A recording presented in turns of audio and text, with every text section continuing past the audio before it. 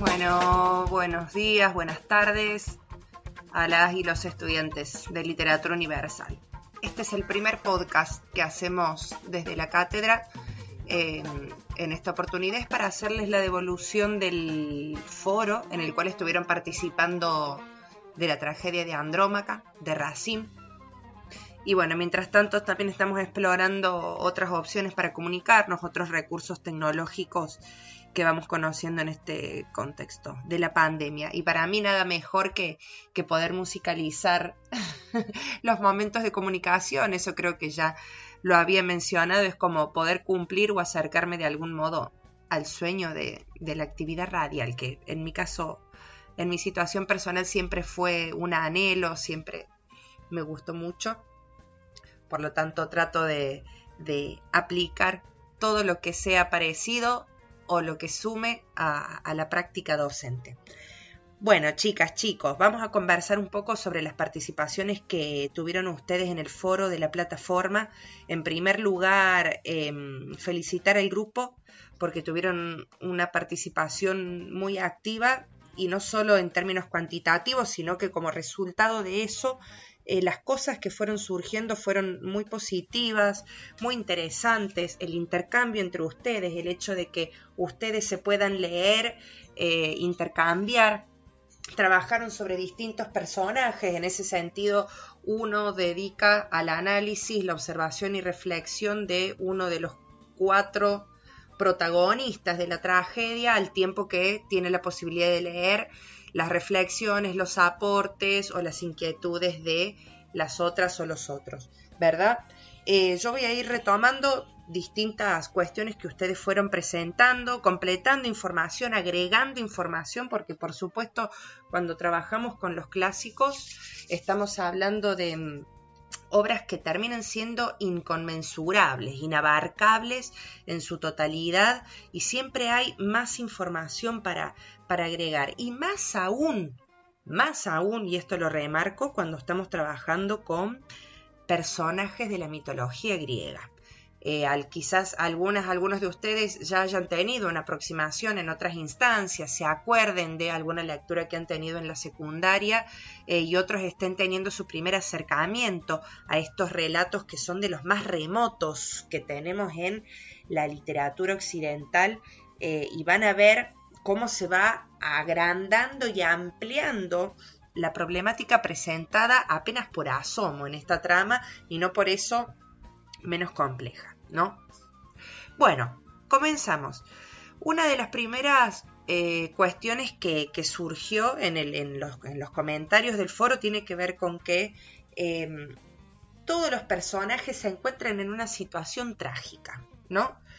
Es una tragedia que está compuesta principalmente por 4 protagonistas: Andrómaca, Pirro, Orestes, Hermíone.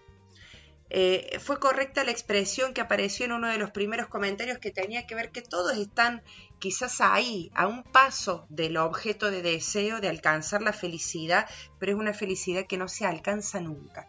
Es una situación trágica, es un eterno sufrimiento de los personajes, efectivamente, y una situación ante la cual, y esto es un elemento característico de la tragedia, los personajes o los héroes trágicos tienen que tomar una decisión al respecto. Es una decisión que se encuentra entre lo que deben hacer y sus deseos personales, ¿verdad? Es la tensión que formulamos en el inicio del foro, o en el inicio también del tema, que tiene que ver con la tensión entre la razón y las pasiones. Y ese es justamente el sentido trágico existencial que es característico del género dramático tragedia, que es el debate entre lo que es justo y lo que es injusto, al mismo tiempo la observación de lo que es y las razones por las cuales es lo que es, ¿sí? Dicho esto, que es una de las primeras aproximaciones que tenemos al género tragedia, sobre la cual continuamos trabajando el año que viene en Literatura Universal 2, vamos a repasar los distintos personajes, recuperando algunos de los comentarios que ustedes fueron poniendo y, como les decía hace un rato también, perdón, ampliando. Comencemos, estos son gajes del oficio y quienes estamos aprendiendo. Comencemos por Orestes, ¿sí? En los comentarios ustedes pusieron que Orestes podía reconocerse como el héroe trágico por excelencia, ¿no? Que Orestes es barbárico, que Orestes es un personaje que pide piedad, ¿no? Que genera el sentimiento de piedad también, porque es un personaje que no es amado, ¿no? Que desea a Hermíone, pero Hermíone no lo ama, Hermíone no le corresponde y sobre todo Hermíone no es su comprometida como debería serlo. Y acá vamos a ampliar un poco la historia de Orestes. Orestes es hijo de Agamenón y de Clitemnestra. Agamenón era el rey de los aqueos, era el jefe del ejército griego en la guerra de Troya. Orestes mató a su madre Clitemnestra porque ella mató al rey Agamemnón cuando regresó de la guerra y tuvo un amorío con Egisto. Orestes también quiso matar a Helena, que es hermana de Clitemnestra, y tiene un rencor que es histórico con Menelao, porque Menelao le debe mayor obediencia, le debe mayor lealtad a la demostrada. Menelao es el padre de Hermíone. Menelao no solo que le debe mayor lealtad por los favores que su hermano Agamemnón le dio y le hizo en los tiempos de la guerra de Troya, sino que además Menelao le había asignado el compromiso con Hermíone en los años previos a la guerra, y después lo despojó de ese compromiso y comprometió a Hermíone con Pirro.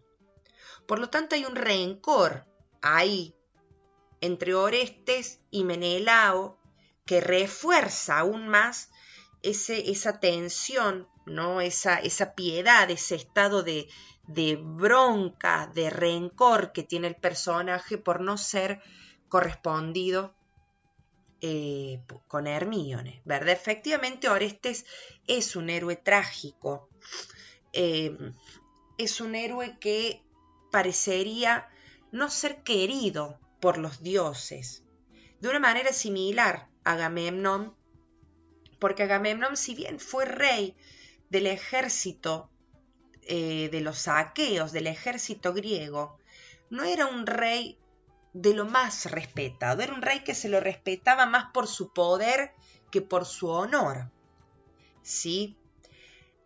Agamemnón está muerto. Orestes tuvo estas historias trágicas con su madre, al mismo tiempo con su tío, ¿sí? Y termina loco en la tragedia. Por lo tanto, esta idea de que es un personaje que queda sin territorio, que queda sin lugar, que queda sin patria. Apareció el concepto de átopos, ¿no? Que significa justamente el no tener lugar. Es correcto. Orestes es un personaje que no tiene futuro en la tragedia, que queda sin patria, no tiene padre, ¿sí? No tiene esposa correspondida hasta el momento, ¿sí? Y es rechazado. Pasemos al personaje de Pirro.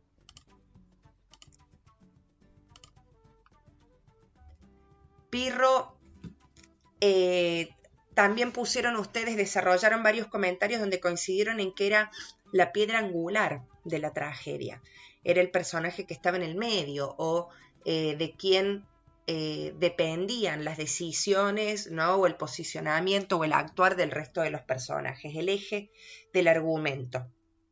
Si bien Pirro también tiene que tomar una decisión entre casarse con Hermíone o con Andrómaca, que es su objeto amado, ¿sí? Él tiene que tomar una decisión que se corresponde ahora con la lealtad a su patria, ¿sí? Pirro no puede casarse con Andrómaca porque Andrómaca es troyana. La familia de Andrómaca es histórica enemiga de la estirpe de Pirro. Pirro, retomamos, esto ustedes ya lo saben, es hijo de Aquiles, ¿sí? Y Aquiles, y por consecuencia Pirro también en la guerra de Troya, era, ¿cómo decir?, el héroe querido por los dioses.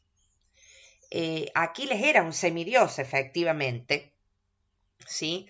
Y de algún modo en la guerra de Troya, en la historia, en el poema homérico de la Ilíada, es una especie de personaje mimado que decide o hace lo que quiere y de cuyas decisiones depende el destino del resto. En la Ilíada de Homero, efectivamente, de las decisiones de Aquiles depende si se gana o se pierde la guerra. Y en el caso de la tragedia de Andrómaca, de las decisiones de Pirro también dependen el destino de los troyanos, el honor de los troyanos y el destino de los griegos, personificados o representados, mejor dicho, en los personajes de Hermíone y de Orestes. Sí, efectivamente Pirro está en el medio y ocupa ese mismo lugar que de algún modo en la mitología griega ocupó su padre.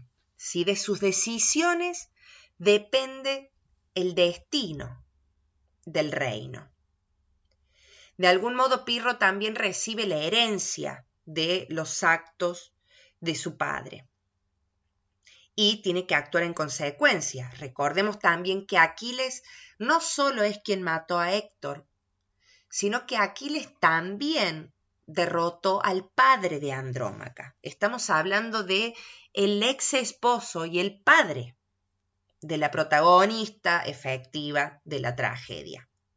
El padre de Andrómaca era el rey de Tebas. Hay una tragedia que se llama Los 7 contra Tebas, ¿sí? La ciudad que fue saqueada por el ejército de Aquiles y donde murieron el padre y los 7 hermanos, sería de Andrómaca.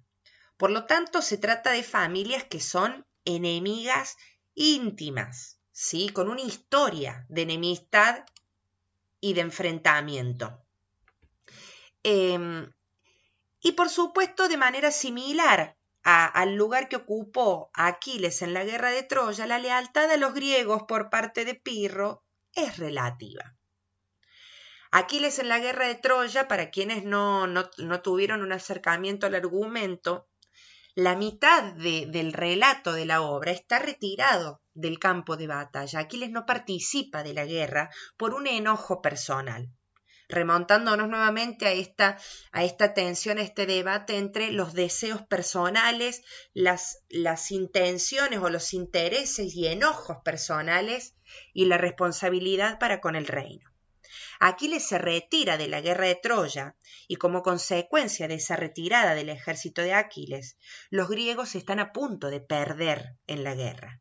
La guerra finalmente se gana una vez que Aquiles vuelve al campo de batalla. Pero Aquiles, efectivamente, durante la mitad del relato que nosotros tenemos de aquella guerra, de aquel 10º año de la guerra de Troya, Aquiles fue capaz de abandonar al ejército de los griegos comandado por el rey Agamemnón.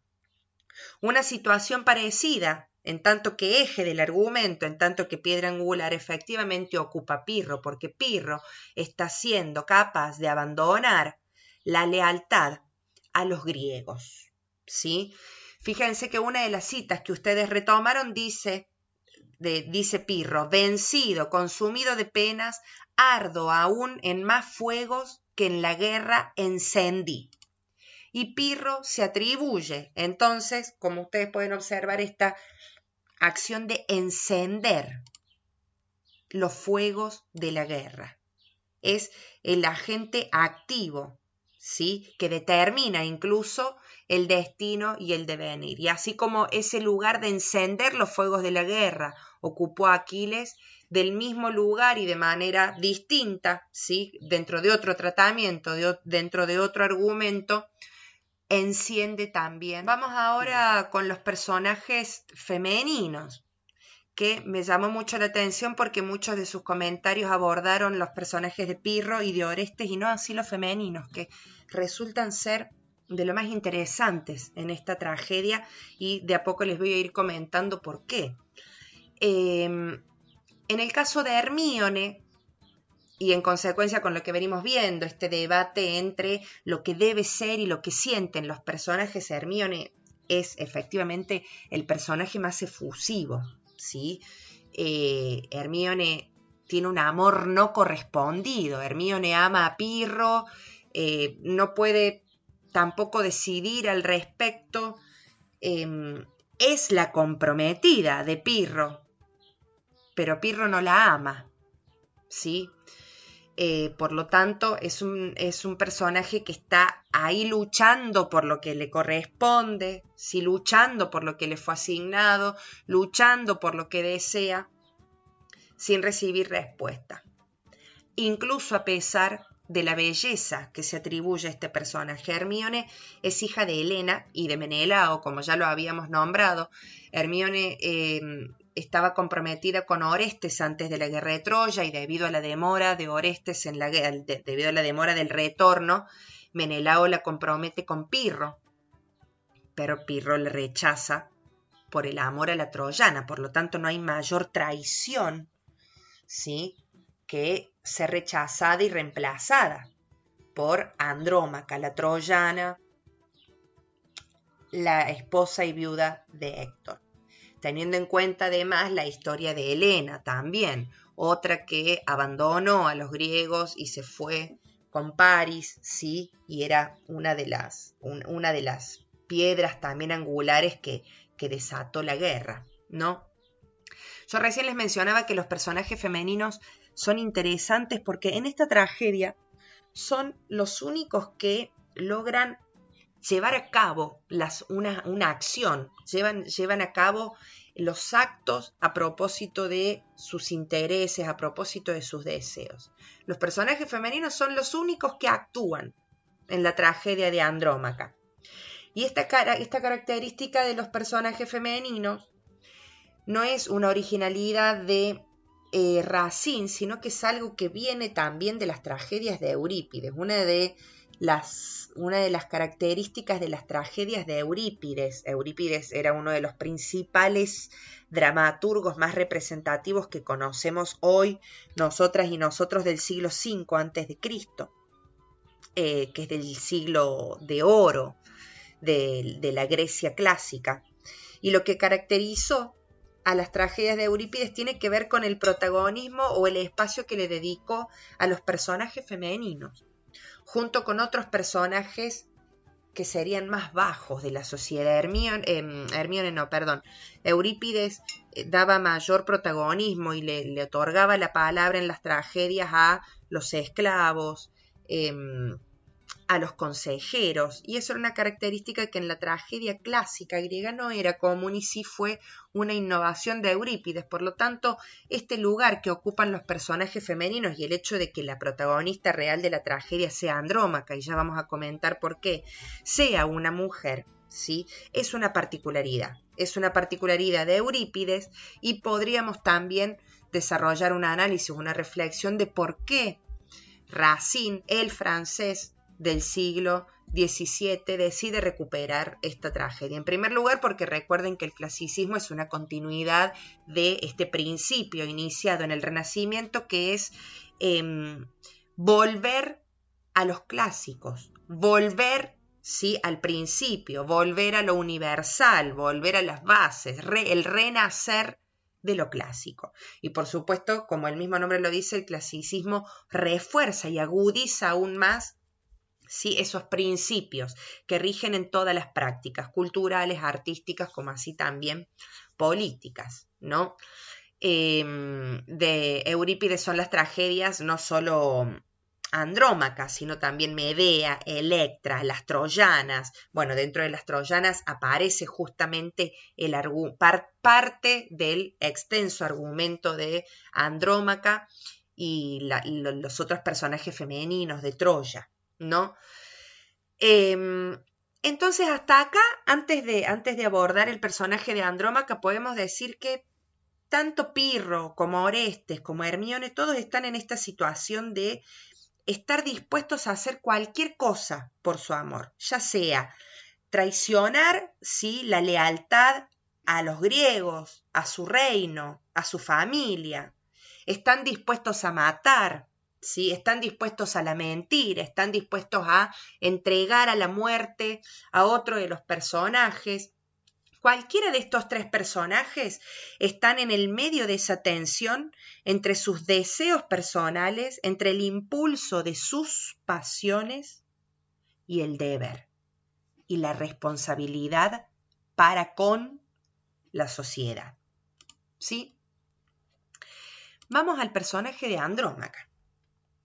Andrómaca se llama la tragedia. No hubo mucho comentario de ella porque es un personaje que requiere atención, pero no es casual que la tragedia se llama Andrómaca. El posicionamiento de Racine respecto a este argumento y lo que busca comunicar la tragedia se dice a través de este personaje o se define a través de este personaje. Andrómaca significa la que lucha contra los hombres, la que gana a los hombres en la batalla. Por lo tanto, ya a partir de la presentación del personaje ya se está hablando de un personaje femenino con una fuerza excepcional, con una presencia y con un lugar excepcional. De alguna manera, la que lucha contra los hombres y la que gana, es la que triunfa. ¿Sí? Ya está anticipando el final de la tragedia, que es efectivamente el triunfo de Andrómaca y de Astianacte. Andrómaca, como ya les había mencionado anteriormente, era hija del rey de Tebas, ¿sí? Tebas, la ciudad que cayó y que fue saqueada por el ejército de Aquiles previo a la guerra de Troya, en el 8º año aproximadamente. Y como bien ustedes reconocieron en los comentarios del foro, Andrómaca se debate entre ser leal no solo a Héctor, sino también a su pasado familiar, teniendo en cuenta el pasado del rey de Tebas, de Etión, o salvar a su hijo Astianacte, que representa el futuro familiar. Cuando pensamos en Héctor, ¿sí? O en Etión, el rey de Tebas, estamos pensando en el pasado de la estirpe de Andrómaca. Cuando pensamos en Astianacte o Escamandro, que era su otro nombre, estamos pensando en el futuro de la estirpe o de la familia de Andrómaca. Y tenemos que tener en cuenta que cuando hablamos de estos personajes, y esto es un elemento característico de la tragedia, siempre estamos hablando de personajes de la nobleza, de personajes que son la cabeza de los reinos, ¿sí? Estamos hablando de reyes. Por lo tanto, el drama, las relaciones trágicas entre estos personajes representan a la sociedad, el devenir, el destino, lo que es justo o injusto para la sociedad también, puesto que las decisiones de estos personajes comprometen el futuro del reino. Por lo tanto, Andrómaca se debate entre la lealtad al pueblo troyano y el compromiso con el futuro, ¿sí?, de la herencia o de la estirpe troyana. Andrómaca representa la supervivencia de la estirpe troyana y por supuesto Andrómaca y Astianacte. Andrómaca es la madre del futuro de la estirpe troyana. Andrómaca es el único personaje de la tragedia que no actúa de acuerdo a sus deseos personales, no actúa de acuerdo a sus pasiones, o mejor dicho, las pasiones de Andrómaca no comprometen su responsabilidad con la estirpe troyana. Andrómaca es el personaje más racional. Andrómaca es el personaje más responsable. Por eso mismo, es el personaje que triunfa. Es símbolo de la responsabilidad troyana. Y esto lo remarco porque los herederos de Troya son los romanos. Esto es para relatar en otro capítulo. Y una de las características de la identidad troyana narrada, relatada en sus distintos textos, en su filosofía, en sus prácticas, en los tiempos del imperio o de la república, tiene que ver con la responsabilidad y el deber hacia el poder de Roma que se expandía.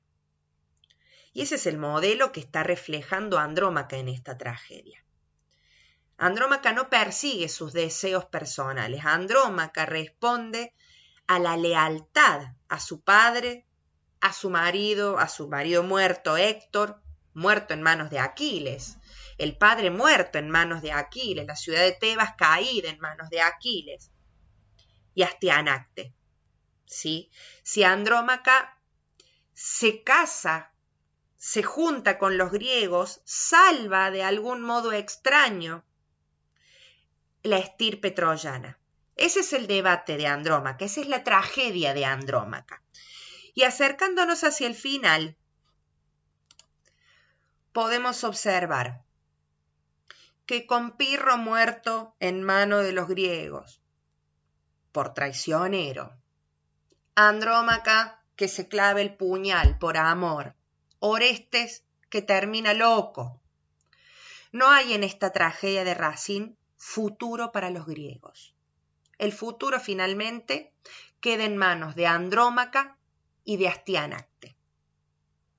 Entonces, retomando nuevamente algunos de los comentarios, sí, efectivamente nosotros tenemos 4 personajes, ¿sí?, con el complemento de sus consejeros. Los consejeros siempre son la voz que compensa todo ese debate, son la voz de la razón, o son esa voz que termina como de completar, sí, la tensión entre la pasión y las distintas razones, si se quiere, ¿no?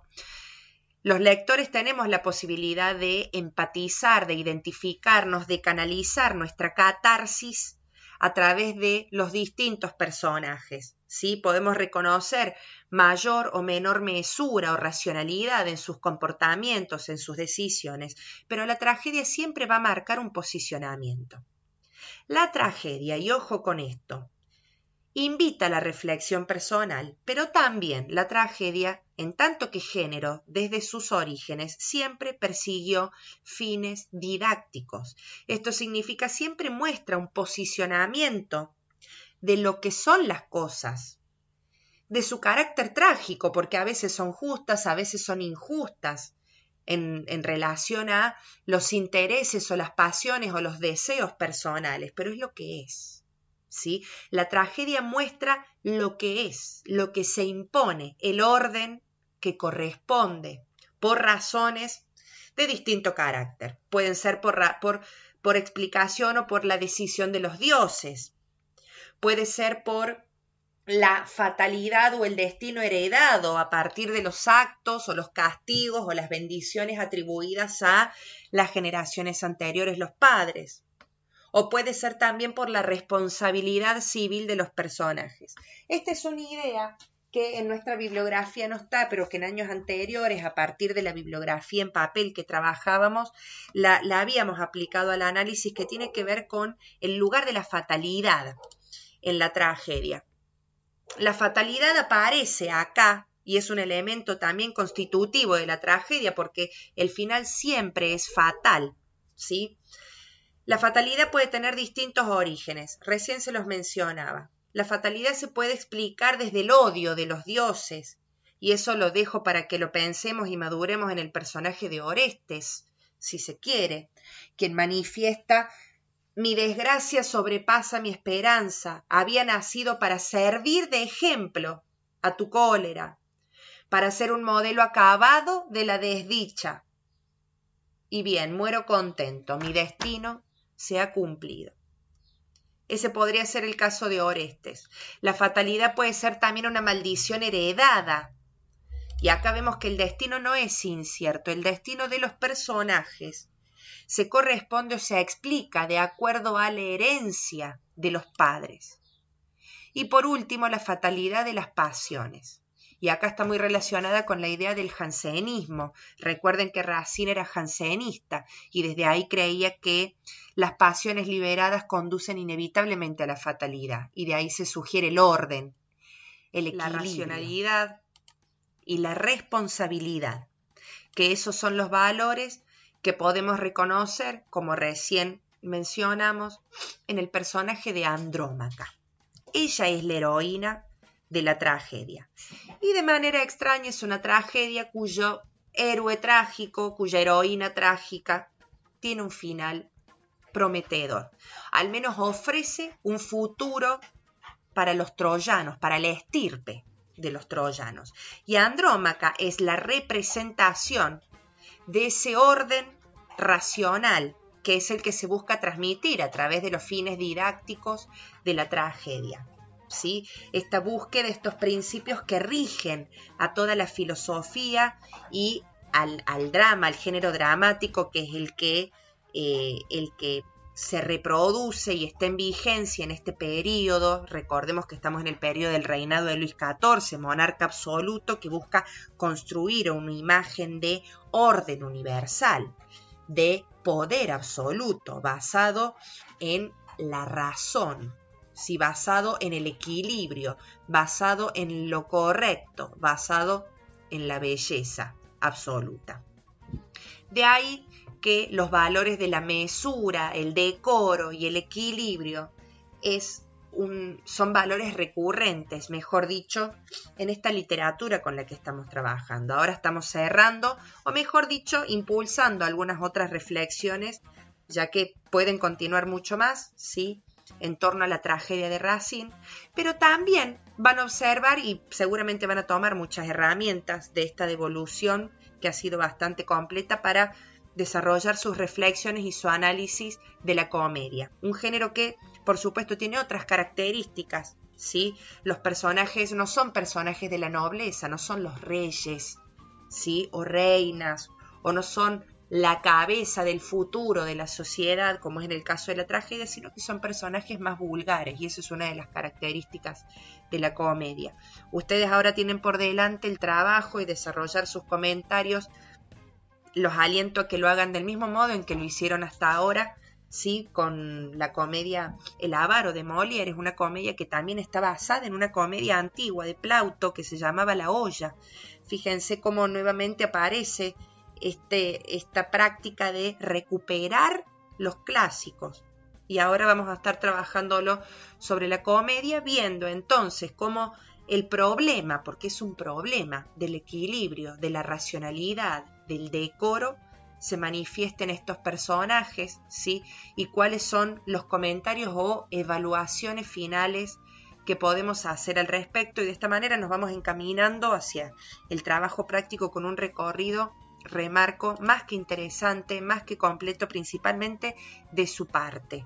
Los invito a que investiguen lo más que puedan lo que es los argumentos de la historia clásica de la mitología griega. Es magnífico, un recorrido alucinante para conocer, y no solo por el placer del conocimiento de la cultura y de la historia y de las bases de la literatura occidental, sino porque además son argumentos que aparecen recurrentemente en la intertextualidad y en los argumentos de la literatura contemporánea o de los clásicos, ¿sí? Les dejo un gran saludo, espero que toda esta devolución les sirva para seguir profundizando y mejorando sus análisis. Que estén muy bien, y continuamos en esta modalidad virtual, incorporando nuevos recursos y disfrutando lo más que podamos de lo que se trata de nuevas experiencias, ¿sí? Saludos, chicos y chicas, que estén muy pero muy bien.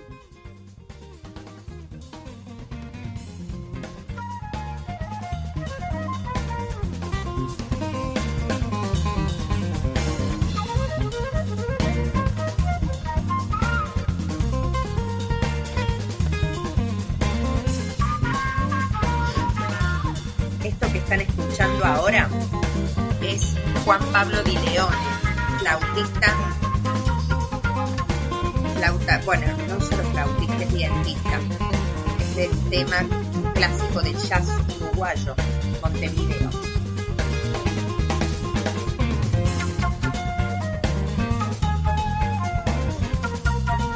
Pueden buscar sobre él en YouTube o en Spotify. Juan Pablo Di Leone.